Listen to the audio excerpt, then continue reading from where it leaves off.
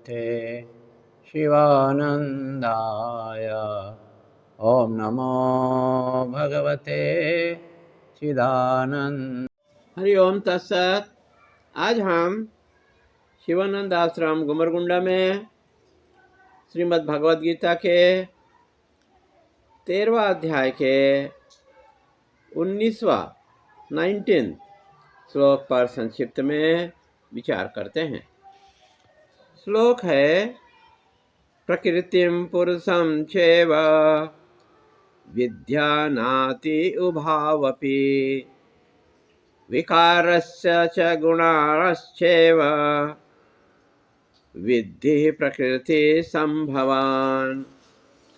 अर्थात परा और अपरा या पुरुष या प्रकृति, इन दोनों को अनादि जानो, लेकिन दोनों अनंत नहीं है। प्रकृति शांत है। प्रकृति नष्ट होने से सभी नष्ट हो जाएंगे। दोनों को नित्य मानने से जगत उत्पन्न हो जाएगा। प्रकृति ईश्वरीय शक्ति है, गुणात्मिका माया है। सुख दुख मोह आदि माया के कारण होते हैं। अतः गुण विकारों को जानो। मनुष्य हमेशा मैं और मेरा कहते हुए संसार में भटक रहा है। यदि ये समझ में आ जाए तो वैराग्य हो जाएगा। लेकिन प्रारब्ध कर्म आपको नचाएगा ही। अविद्या उपाधि वाला है। उपाधि ज्ञान से अपनी स्वतंत्रता खोना होगा। इसलिए राजा, महंत, अध्यक्ष, परमाध्यक्ष, डॉक्टर, टीचर आदि कोई भी उपाधि स्वीकार ग्रहण मत करो। अतः जब तक शरीर है तब तक भीतर से विरक्त रहिए। शास्त्रीय पद्धति से शरीर को ढालिए। ज्ञानी से ज्ञान, धनवान से धन, महात्मा से आशीर्वाद मिलेगा। लेकिन अज्ञानी दूसरे से संसार के विषय में पूछता ही रहता है। हरिओम तत्सत। हरिओम तत्सत। आज हम शिवानंद आश्रम गुमरगुंडा में श्रीमद् भगवद गीता के 13वां अध्याय के 20वां श्लोक पर संक्षिप्त में विचार करेंगे।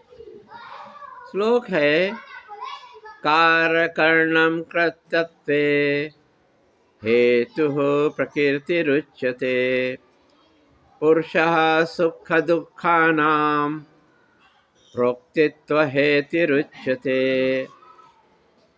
अर्थात कार्य और करण को उत्पन्न करने में कारण प्रकृति को कहा जाता है और जीवात्मा सुख दुख के भोक्तापन में हेतु कहा जाता है।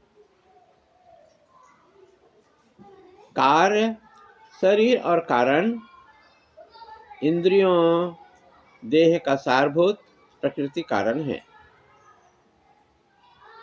सुख दुख से भोक्तृत्व के प्रति जीवात्मा पुरुष को कारण कहा गया है।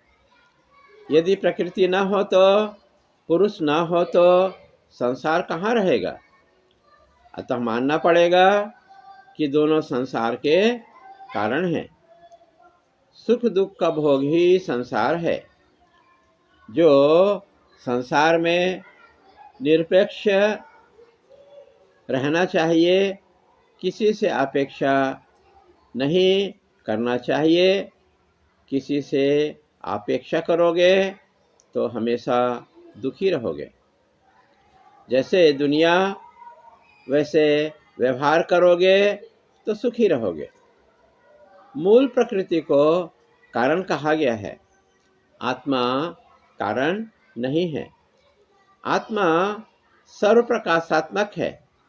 वह अपने आभा से अंतःकरण के द्वारा सुख दुख का प्रकाशन कर देता है। हरि ओम तत्सत।